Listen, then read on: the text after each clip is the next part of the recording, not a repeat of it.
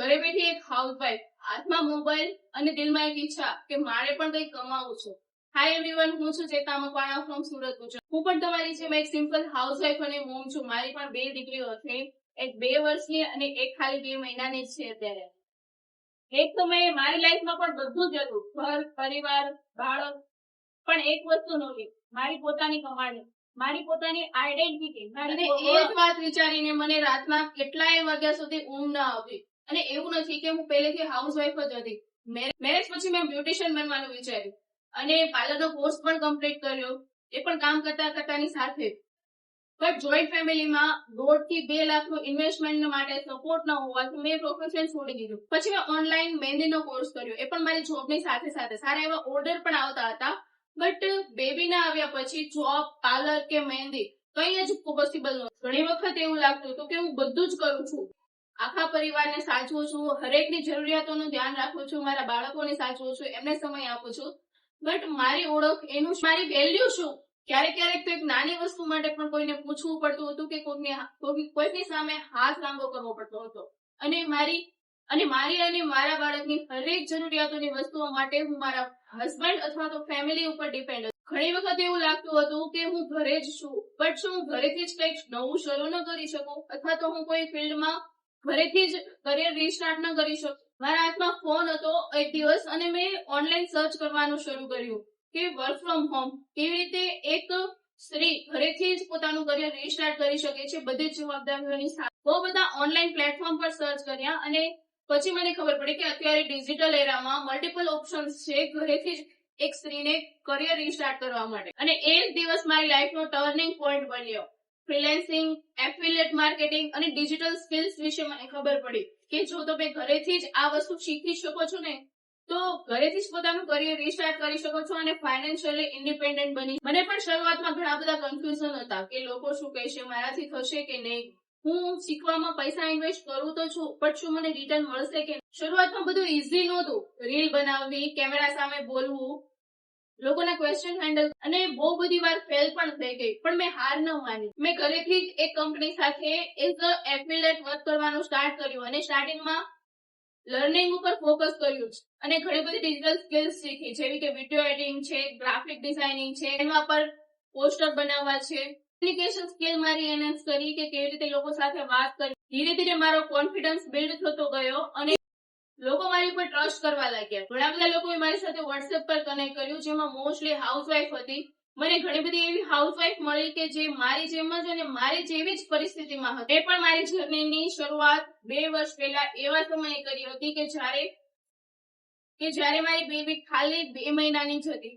અને એ હાઉસવાઈફને મેં full support અને ગાઈડન્સ આપ્યું અને પ્રોપર શીખવાડ્યું કે કેવી રીતે એ લોકો પણ ઘરેથી ડિજિટલ સ્કિલ શીખીને પોતાનું કરિયર રીસ્ટાર્ટ કરી શકે છે. અને સ્ટીલ એક દિવસ એ આવ્યો કે જે દિવસે મારી આખી લાઈફ ચેન્જ થઈ ગઈ. હું એક દિવસના 2000, 4000 આટલા તો ક્રિએટ કરતી જ હતી, બટ સ્ટીલ એક દિવસ જે મારી 1 મંથની સેલેરી હતી ને 15,000, એ મેં એક જ સિંગલ દિવસમાં 14,500 ક્રિએટ કર્યા, જે તમે સ્ક્રીન ઉપર જુઓ છો મારું ડેશબોર્ડ. હું એ દિવસે બહુ એટલે બહુ ખુશ થઈ. અને એક વસ્તુ તમે વિચારી લો કે જે તમે ધારો છો ને, જો તમે એ વસ્તુમાં પૂરેપૂરા એફર્ટ્સ લગાવો છો ને, લર્નિંગમાં ને કન્સિસ્ટન્સી રાખો છો ને, તો કોઈ પણ વસ્તુ પોસિબલ. અને લોકો શું કહેશે ને એ બધું વિચારવા કરતા મેં મારી લર્નિંગ ઉપર અને મારા કરિયર ઉપર ફોકસ કર્યું અને આજે 2 વર્ષ પછી મારું રિઝલ્ટ તમે જુઓ છો. જો તમારી પાસે પણ કોઈ ઓપોર્ચ્યુનિટી છે ને અને તમે એવું વિચારો છો ને કે આવતીકાલે સ્ટાર્ટ કરીશ અથવા તો 1લી તારીખથી સ્ટાર્ટ કરીશ, એ 1લી તારીખ ક્યારેય આવતી જ નથી. હું તમને મારો એક્સપિરિયન્સ કહું ને, તો મને આ ડિજિટલ વર્લ્ડ અને ડિજિટલ જર્ની વિશે મારી ફર્સ્ટ પ્રેગ્નન્સી દરમિયાન ખબર પડી હતી કે આ રીતની કોઈ ઇન્ડસ્ટ્રી છે અને આ રીતે તમે ઘરેથી જ પોતાનું ડિજિટલ કરિયર રીસ્ટાર્ટ કરી શકો છો. અને મેં મારું વર્ક સ્ટાર્ટ ક્યારે કર્યું ખબર છે? જ્યારે મારી બેબી 2 મહિનાની હતી ને ત્યારે. જો કે ત્યારે મારું બાળક મારી પહેલી પ્રાયોરિટી હતી અને મારે એને પણ પૂરો સમય આપવાનો હતો. એ વખતે મને એક જ અફસોસ હતો, એક જ રિગ્રેટ હતો કે જો મેં મારી ડિજિટલ જર્ની મારા પ્રેગ્નન્સી ટાઈમમાં સ્ટાર્ટ કરી હોત તો કદાચ મારી ગ્રોથ વધારે હોત. જો તમે પણ આ ફેઝમાં છો ને, તો મારા જેવી ભૂલ ન કરતા.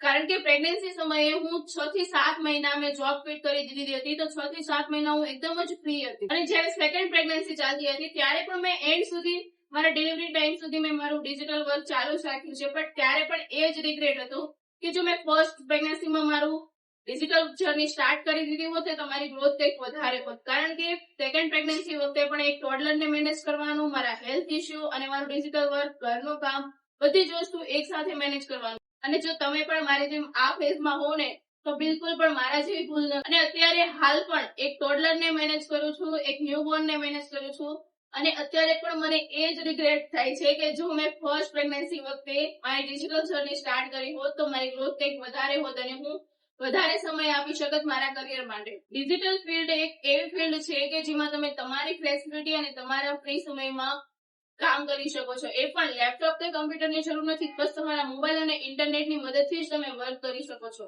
અને એટલું જ નહીં, હું તમને પણ, જો તમે એક હાઉસવાઈફ છો અને મારો વિડીયો જુઓ છો ને, તો તમને પણ હું પ્રોપર રોડમેપ અને ગાઈડન્સ આપી શકું છું કે તમે પણ ઝીરોથી કેવી રીતે તમારી ડિજિટલ જર્ની સ્ટાર્ટ કરી શકો છો એઝ અ બિગિનર.